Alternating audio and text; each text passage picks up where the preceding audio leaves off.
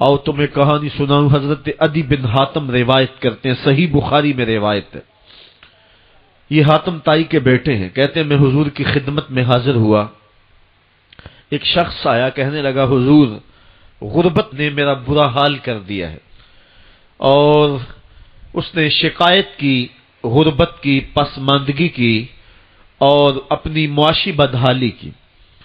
پھر ایک شخص آیا، کہنے لگا حضور میرے پاس دولت تو ہے لیکن میں نے جس منزل پہ جانا ہے راستہ پر خطر ہے، تو میرے لیے کیا حکم ہے کہ میں کیسے راستہ طے کروں؟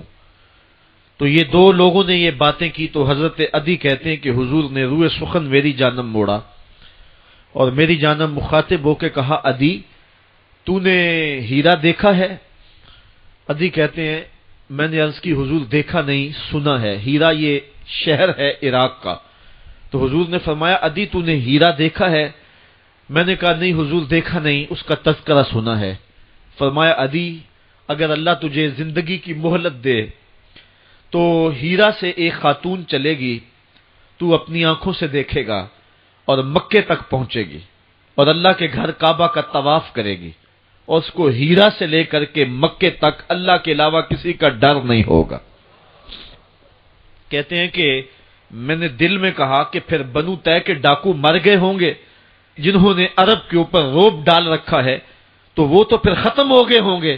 کہتے ہیں میں ابھی سوچ ہی رہا تھا کہ حضور نے مزید میری حیرت میں اضافہ کرتے ہوئے کہا عدی اگر تجھے اللہ نے زندگی کی مہلت دی تو دیکھے گا کہ کسرا کے خزانے تیری جھولی میں ہوں گے۔ تو اس دور کی سپر طاقت تھی۔ میں نے کہا حضور کسرا بن ہرمز؟ حضور نے فرمایا ہاں کسرا بن ہرمز۔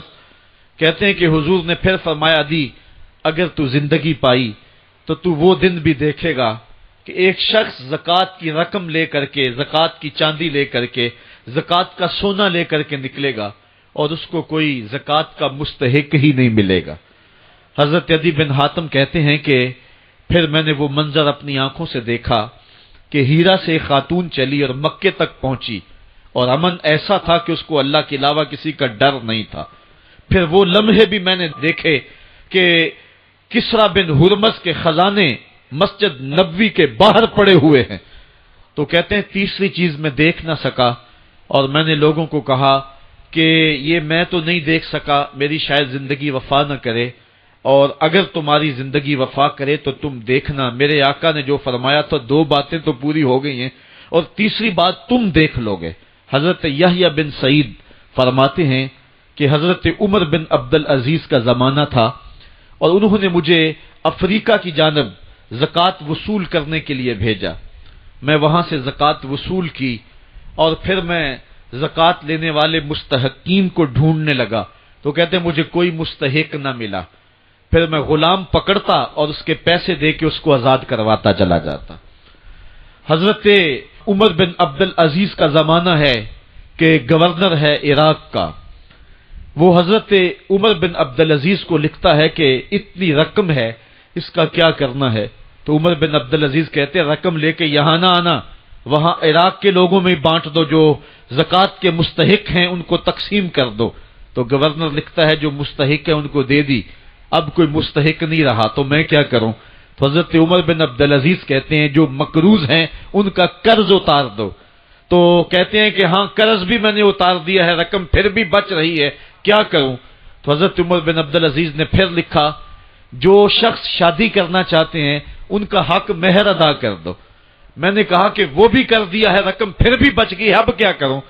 تو حضرت عمر بن عبدالعزیز نے مجھے لکھا کہ جو غیر مسلم ہیں جنہوں نے ٹیکس دیا ہوا ہے، جتنا ٹیکس دیا ہے اس سے دگنے پیسے ان کو قرضے میں دے دو، اور ان کو کہو جاؤ اس کا کاروبار کرو، کھیتی باڑی کرو، اور ساتھ انہیں یہ بھی کہہ دینا قرض کی فکر نہ کرنا اور زیادہ اس میں پریشان نہ ہونا، جب دے سکو گے دے دینا۔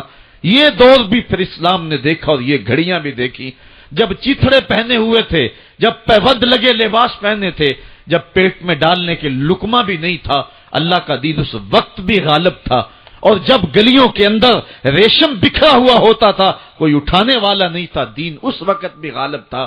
دین کا غالب ہونا یا نہ ہونا اس کا تعلق جو ہے وہ مال و دولت سے نہیں ہے۔